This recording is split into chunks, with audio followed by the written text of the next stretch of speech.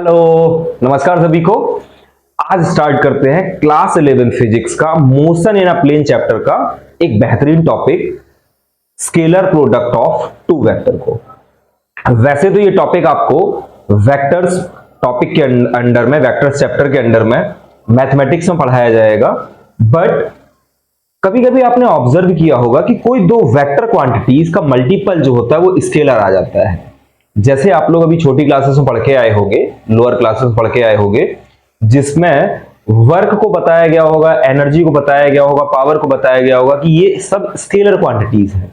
जबकि जो वर्क होता है वो होता है फोर्स इनटू डिस्प्लेसमेंट, और फोर्स और डिस्प्लेसमेंट दोनों ही वेक्टर क्वांटिटीज हैं, बट उनका जो मल्टीप्लीकेशन हुआ वो एक स्केलर हुआ। तो उनको समझते हैं और कैसे ये होता है। तो एक बार इसको मैं विजुअलाइज करके आपको डिराइव करके बता रहा हूं कि फॉर्मूला क्या होता है, चीजें क्या होती हैं, उनको एक बार मैं समझ लेंगे और फिर उसके बाद तो इनसे रिलेटेड न्यूमेरिकल्स मैं आपको इसके साथ फाइल अटैच करके दे दूंगा। चलो बिना समय गवाए स्टार्ट करते हैं। Scalar product of two vector.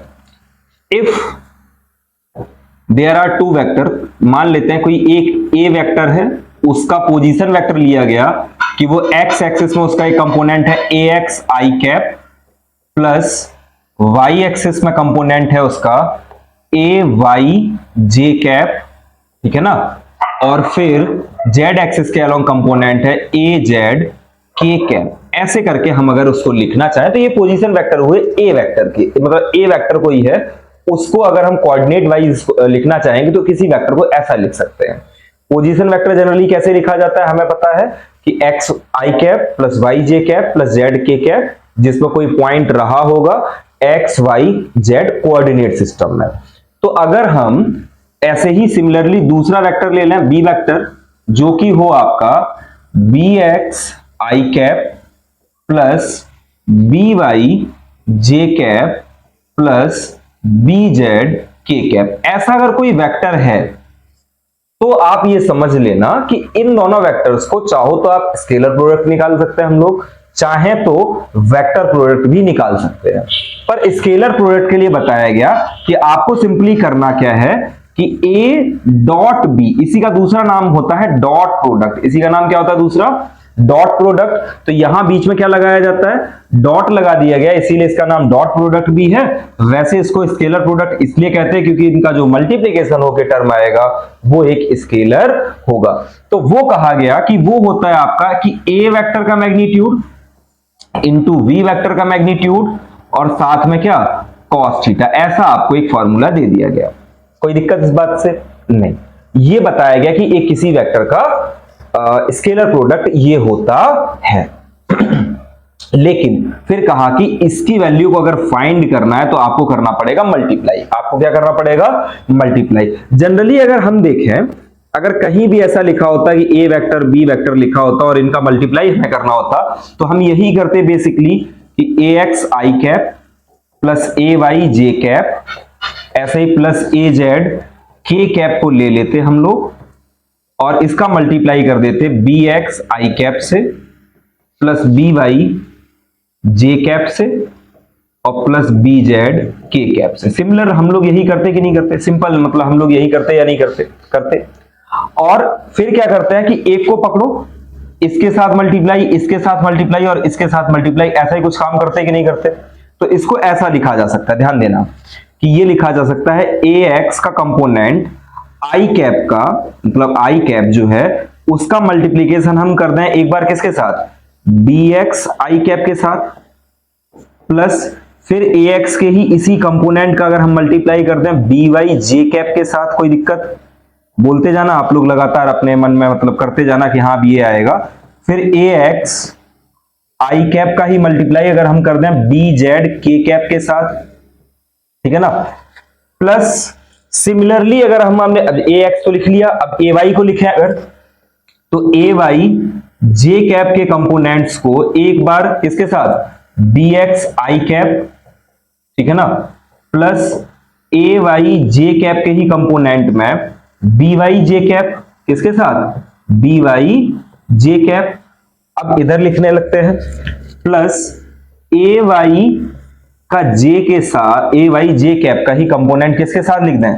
B Z k cap के साथ मल्टीप्लाई हो जाएगा, प्लस अब ए जेड वाले लिखेंगे तो इनको क्या लिखेंगे, a z i cap multiply करेंगे किसके साथ, ए जेड का मल्टीप्लाई बी एक्स के साथ, तो b x i cap plus a z i cap multiplied with b y j cap, और सबसे लास्ट रहेगा आपका a z k cap, a z sorry यहां के कैप हर जगह, a z k cap a z k cap का ही multiply किसके साथ, बी जेड के कैप के साथ हो जाएगा। कुछ ऐसा मल्टीप्लिकेशन हम लोग करेंगे, लेकिन इनको ये लिखना समझ में आ गया होगा कि इसको कैसे लिखा गया।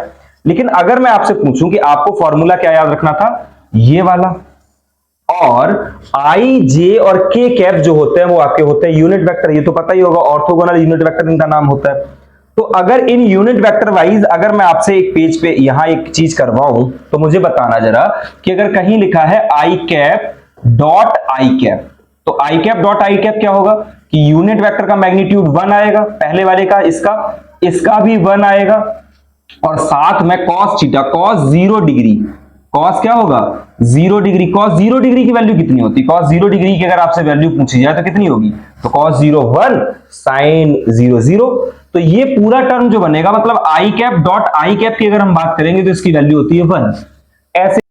अब अगर यही ऐसा होता कि आई कैप वेक्टर का जे कैप वेक्टर के साथ अगर हम क्रॉस प्रोडक्ट डॉट प्रोडक्ट निकालते हैं तो क्या करते हैं हम लोग कि आई का मैग्नीट्यूड 1 और जे का मैग्नीट्यूड भी 1 और cos 90, क्यों cos 90 डिग्री, क्योंकि अगर आपसे पूछा जाए कि आई और जे मतलब एक्स और वाई एक्सिस के बीच में एंगल कितना होता है तो आप कहोगे कि 90 डिग्री, cos 90 की वैल्यू 0, तो ये पूरा टर्म क्या हो जाएगा 0। सिमिलरली अगर मैं कहूं कि आई का k के साथ निकालो, आई वेक्टर का k vector, I unit vector का k यूनिट वेक्टर के साथ निकालोगे तो ये भी मैग्नीट्यूड तो दोनों का 1 है बट एंगल जो रहेगा वो रहेगा आपका 90 डिग्री, तो इसकी वैल्यू क्या हो जाएगी 0। अगर j का निकालेंगे, j वेक्टर और j यूनिट वेक्टर का निकालेंगे, j यूनिट वेक्टर हैं दोनों, तो उनका अगर हम निकालेंगे तो कितना आएगा, फिर से मैग्नीट्यूड तो 1 रहने वाला है क्योंकि यूनिट वेक्टर है, लेकिन जो एंगल रहेगा j और j के बीच में वो रहेगा 0 डिग्री और cos 0 डिग्री की वैल्यू हो जाएगी 1। तो इसी तरह k और k का निकालेंगे तो वो क्या आएगा 1, मतलब सेम वालों के साथ तो वैल्यू उनकी 1 आती है, बट जैसे ही i और j, i और k और ऐसा कोई कंपोनेंट बनता है j k j i ऐसा कुछ बनता है तो उनकी वैल्यू 0 होती है। तो अगर हम यहां गौर करें तो यहां तो i और i है, तो ये आपका क्या हो जाएगा, यहां तो i और i है, इनकी वैल्यूज रहेंगी, लेकिन ये वाला टर्म ax मतलब i और j है तो ये 0 हो जाएगा, ये वाला टर्म भी क्या हो जाएगा 0 हो जाएगा, j और i है ये वाला टर्म भी 0 हो जाएगा, फिर j और k वाला ये टर्म 0, और यहां k और i ये भी टर्म 0, k और j ये भी टर्म 0, जो बचेगा वो बचेगा आपका ax वाला टर्म, फिर ये वाला टर्म, और फिर एट द एंड ये वाला टर्म। तो इसी को सिमिलरली लिखा जाता है, इसी को लिखा जाता है कि a डॉट b अगर निकालोगे तो वो बराबर आएगा आपका ax bx plus ay by plus az bz। तो ऐसे करके आपका क्या निकल के आता है, एक फॉर्मूला ड्राइव होता है scalar product of two vector को।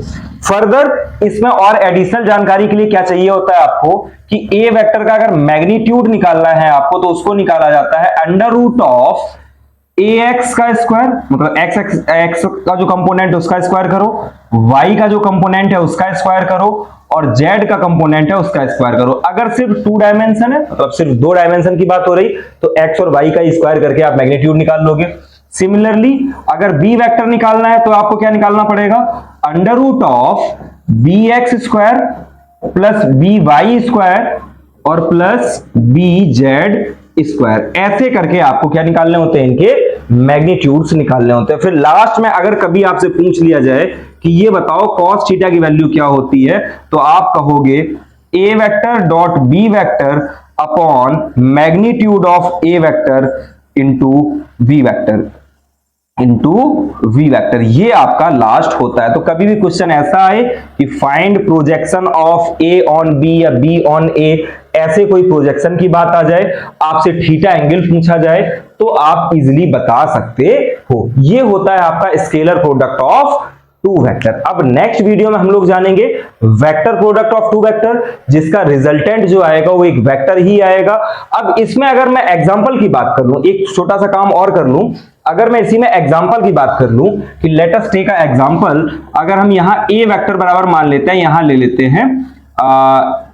लेते हैं आई कैप प्लस जे कैप प्लस के कैप, ठीक है ना, और इधर बी वेक्टर जो ले लेते हैं वो ले लेते हैं, मान लेते हैं 2i cap plus 2j cap और प्लस 2k कैप। ऐसा कुछ आपके पास सवाल आ जाएगा और आपसे कहा जाए कि स्केलर प्रोडक्ट निकालो, तो आप क्या लिखोगे? स्केलर प्रोडक्ट के लिए a dot b vector dot product लिखा जाता है इसी को।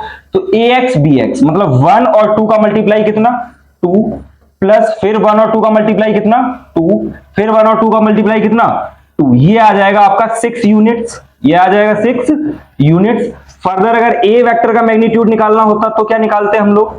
अंडर रूट ऑफ 1 का स्क्वायर, अंडर रूट ऑफ 1 का स्क्वायर प्लस 1 का स्क्वायर प्लस 1 का स्क्वायर, जो कि आ जाता है अपना रूट 3। फर्दर अगर b वेक्टर का मैग्नीट्यूड निकालना होता तो क्या आता आपका? अंडर रूट ऑफ 2 का स्क्वायर प्लस 2 का स्क्वायर प्लस 2 का स्क्वायर। आता या नहीं आता? तीनों जगह 2 दिख रहे होंगे आपको। ये आ जाता आपका 4 प्लस 4 प्लस 4 अंडर रूट 12। अब अगर cos थीटा यही पूछ लिया जाता तो क्या लिख देते आप? cos theta equals to a और b मतलब a dot b 6 units upon under root of 3 under root of 12। ये आपका फाइनल आंसर हो जाता अगर cos थीटा की। तो ऐसे करके आपको न्यूमेरिकल्स करने हैं। इसके साथ मैं आपको एक फाइल अटैच दे दूंगा, उस फाइल के न्यूमेरिकल्स को ट्राई करिए, जो ना आए उसको कमेंट करिए, पूछिए, मैं आपको जरूर बताऊंगा, किसी ना किसी तरीके से जरूर आपको बताने का प्रयास करूंगा। और तब तक पढ़ते रहिए, मेहनत करिए और चैनल को फॉलो करिए, शेयर कीजिए, सब्सक्राइब कीजिए। Thank you.